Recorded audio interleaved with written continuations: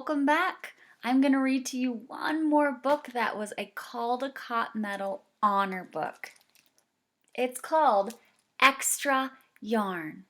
It's written by Mac Barnett, but it's illustrated by Jon Klassen.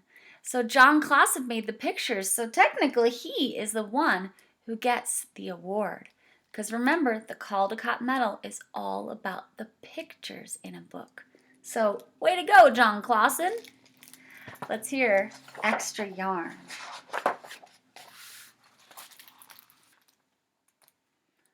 On a cold afternoon in a cold little town, where everywhere you looked was either the white of snow or the black of soot from chimneys, Annabelle found a box filled with yarn of every color. So she went home and she knit herself a sweater.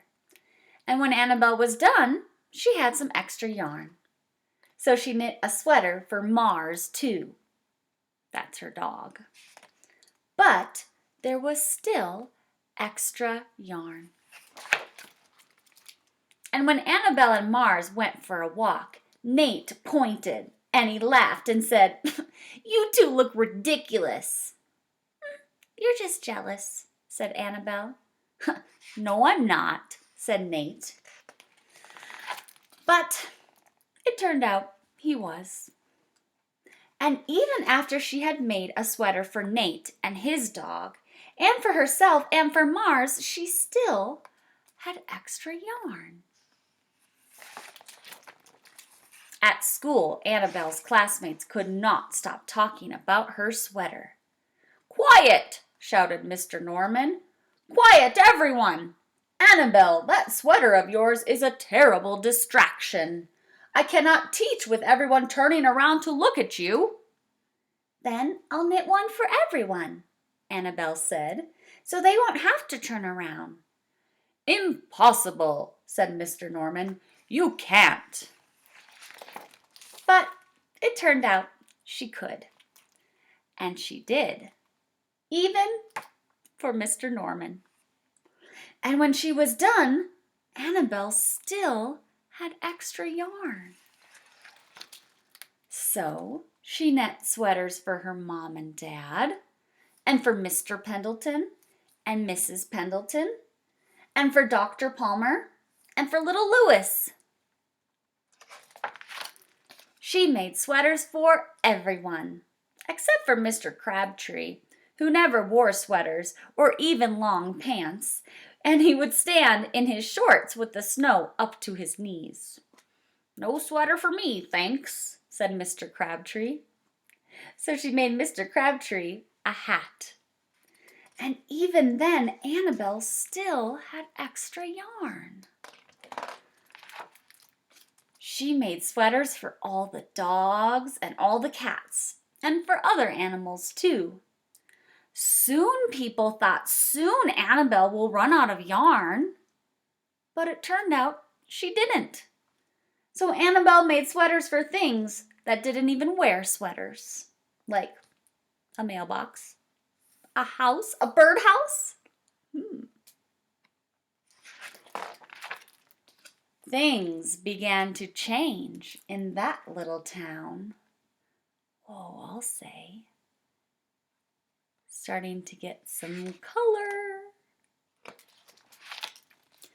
News spread of this remarkable girl who never ran out of yarn, and people came to visit from around the world to see all the sweaters and to shake Annabelle's hand. One day, an archduke, who was very fond of clothes, sailed across the sea and demanded to see Annabelle. "Little girl," said the archduke, "I would like to buy that miraculous box of yarn, and I am willing to offer you $1,000,000.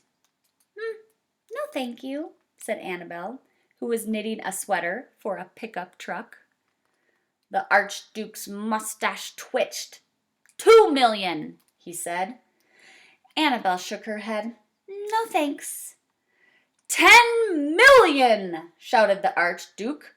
"Take it or leave it." "Leave it," said Annabel. "I won't sell the yarn." And she didn't. So that night, the Archduke hired 3 robbers to break into Annabel's house.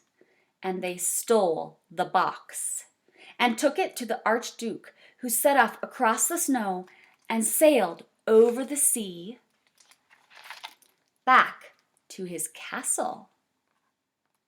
The Archduke put on his favorite song and sat in his best chair. Then he took out the box and he lifted its lid and he looked inside. Uh-oh. His mustache quivered, it shivered, it trembled. The Archduke hurled the box out the window and shouted, "Little girl, I curse you with my family's curse. You will never be happy again." But there's the box.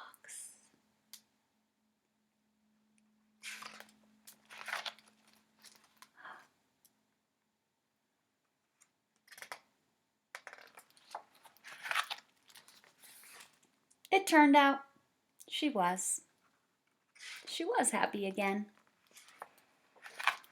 The end. Ooh. So what do you think happened? Do you think it was a magic box of yarn?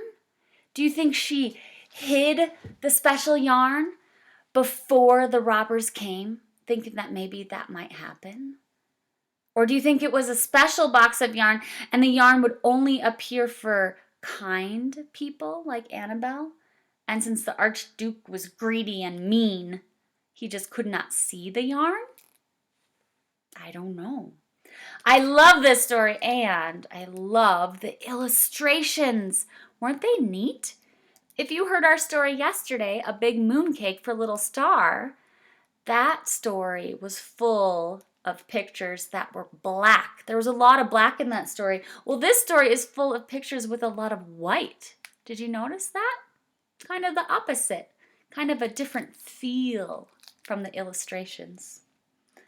Cool. Well, thanks for listening to this story, and thanks for learning about the Caldecott Medal, one of my favorite awards because I love looking at pictures and art in books. Have a great day, everyone.